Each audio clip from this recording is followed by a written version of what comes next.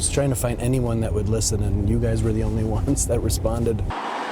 First at 10, TMJ4 News answering a call for help after a scare for a driver along I-43 in Glendale. This issue centers around the recently expanded stretch of the interstate. Jordan says the barrier is too low and too close to Port Washington Road. So during a recent winter storm, he found out firsthand how plows can push ice and snow off of I-43 onto the neighboring street. Our Mike Biermeister took the concern to the Department of Transportation. A typical drive home from the grocery store almost turning into a deadly situation for Jordan Wanner. It's about this point where I see it coming, and so I hit the brakes, and it hits me, and it covered this entire section.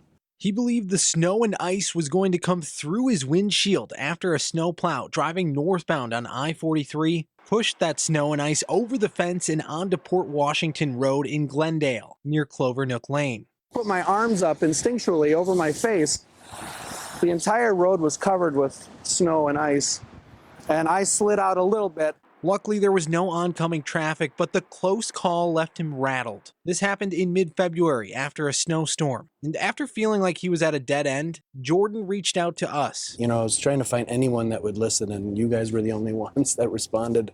Wanner also posted on the website next door. And to his surprise, he wasn't alone. Several other people reported close calls as well, but on the other side of I-43. The interstate is built so closely, they squeezed in a third lane, and they ran out of room. So there's nowhere for the snow to go. I reached out to the Department of Transportation about Jordan's concerns. A spokesperson tells me that they're working with Milwaukee County on this issue, and that snow removal here looks similar to what you might see here on overpass bridges within interchanges, like the Marquette interchange.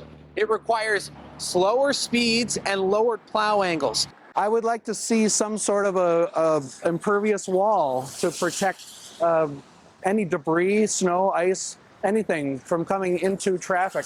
Jordan hopes his story can be a warning to others the next time a major snowstorm hits. This is the first operational year for the freeway. We found the flaw, so it needs to be remedied.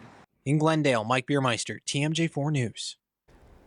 And we learned about this issue through a tip from a viewer just like you. If you have something for our news team to look into, just send us an email or message TMJ4 News on Facebook or